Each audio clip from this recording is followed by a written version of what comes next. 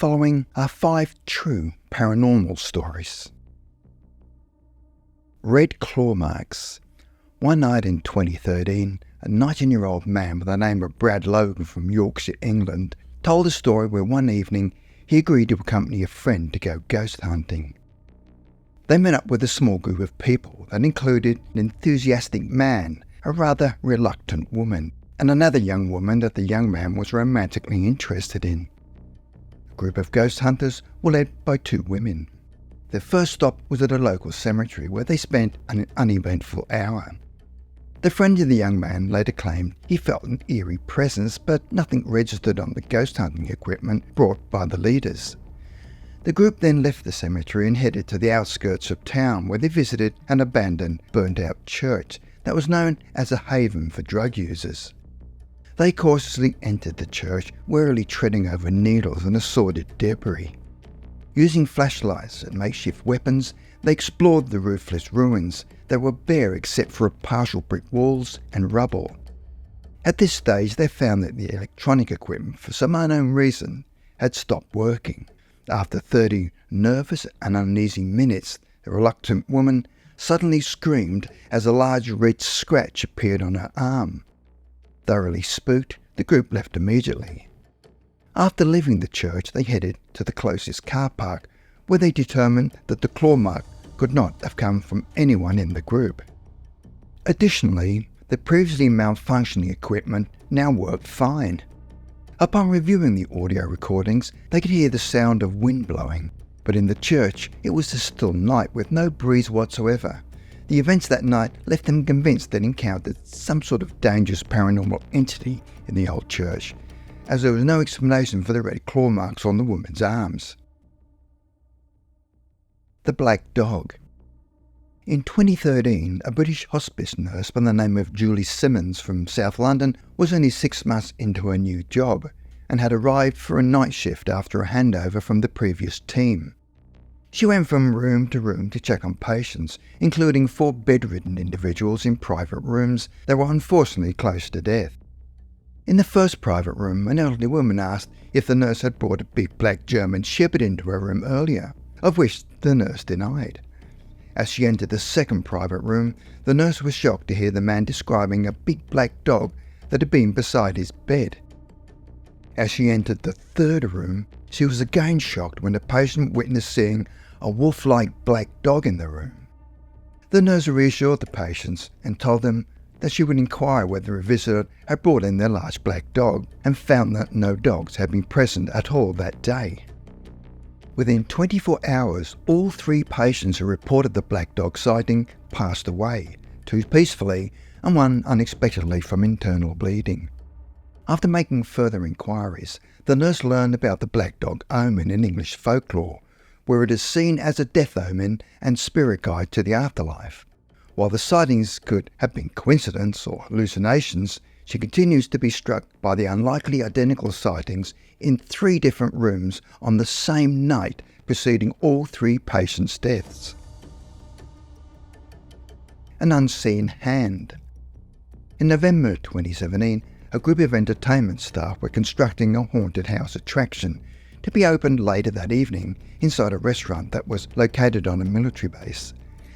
They worked late into the night to complete the construction, but had to stop working at 10 p.m. with only 85% of the work finished.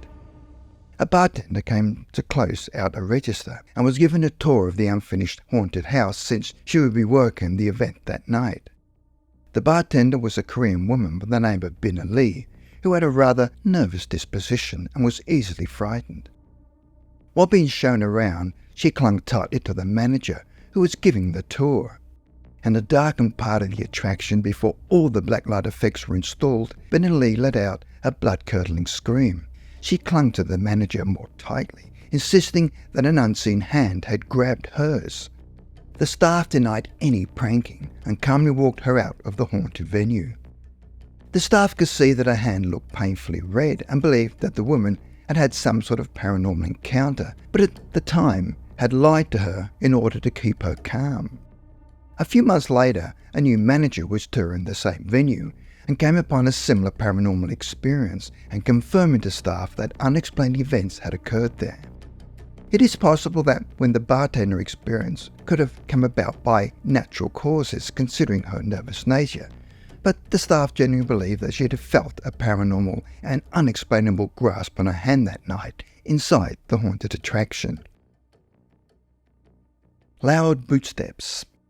One day in November 2023 at around 4 a.m. in the morning, an administrative worker by the name of Maggie O'Brien arrived alone to do an inventory at a restaurant that was located on a military base in Texas before it opened for the day.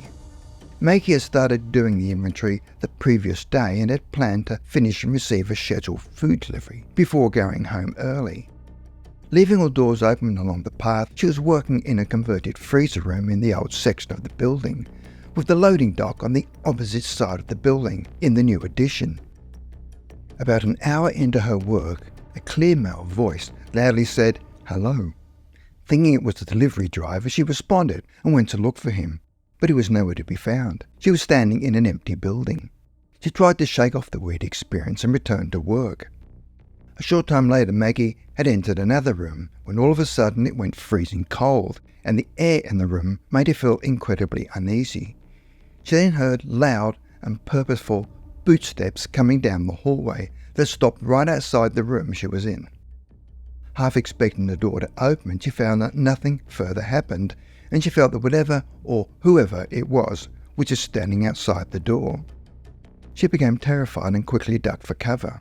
When nothing appeared, she sprinted outside to her car to wait for another person to arrive for her shift. After recounting the tale to her manager, who knew she was not easily spooked, they determined no living man could have travelled the long distance through the building and vanished so quickly. The worker refused to be in that section of the building alone after that, convinced a paranormal entity had stalked her that morning. Her frightening experience left her permanently wary of the unexplained presences lurking within the building. The Whispering. A few years ago, Simon Reeves moved into a one-bedroom apartment in Melbourne, Australia. It was his first time living on his own. The apartment block had been built in the 1930s. He'd been there a few months when he came home from work one day and went into the bathroom. He saw something strange. A wooden board which had covered a hole in the ceiling that led to a small attic space lay fractured in two pieces on the ground. He examined the pieces. The board was an inch thick and would have taken Bruce Lee to break it. He thought that maybe the landlord had sent someone to work on the attic. However, he was sensing that something or someone was up there. He emailed pictures to the landlord asking if anyone had been there. Her reply read, "Please call me as soon as you are able to." He called as he explained that her last two tenants had said the same thing happened. She promised to replace the board, and she did. A month later, he woke up one night around 4 a.m. and his body was covered in goosebumps. It felt like someone was rubbing his or her hands on him. Everything was silent, but then he heard a dragging sound coming from above his bed. It was as if someone was pulling a sack of potatoes. He froze, convinced someone was up there. There was no way an animal could make that sound. After 5 minutes, he worked up the courage to turn on the light, armed himself with a cricket bat, and walked into the bathroom. He saw that the new board covering the hole was broken in two again, and felt sick. The dragging sound had stopped, but he now heard something else, whispering. The sound was clear and coming from the attic. It sounded like children's voices. He could hear one sentence repeated over and over, "It's your turn, it's your turn." He switched on every light in the apartment to make things feel normal. It was 5 a.m. and dark outside. He watched TV to try and take his mind off of it. Then a fuse blew. His pet budgie Dexter, whom he kept in the kitchen, usually never made a sound at night, but he started squawking like he was being strangled. He'd never heard him make those sorts of noises. It was really screaming. He grabbed his car keys and ran out and just sat in his car and waited until the sun came up. When he saw people walking their dogs, he felt comforted and went back in. The front door was open, but he figured he might have forgotten to close it when he ran out. He went to the kitchen to check on Dexter, but he wasn't in his cage. All the windows were closed, so he looked everywhere inside. When he walked to the bathroom, he heard splashing. Dexter was half drowned in the toilet. He took him out, washed him, and dried him. He was very confused. At 8 a.m, he called the landlord and told her what had happened. Her reply was, "Oh wow, you heard the whispering too." Simon stayed in that apartment for another 18 months and heard the whispering on a few occasions, and twice the board covering the hole in the ceiling moved. Although he now lives elsewhere, the landlord recently called. She said that her new tenants had begged to speak with him about some of the stuff that's been going on there. He thought, forget it, it's their problem now.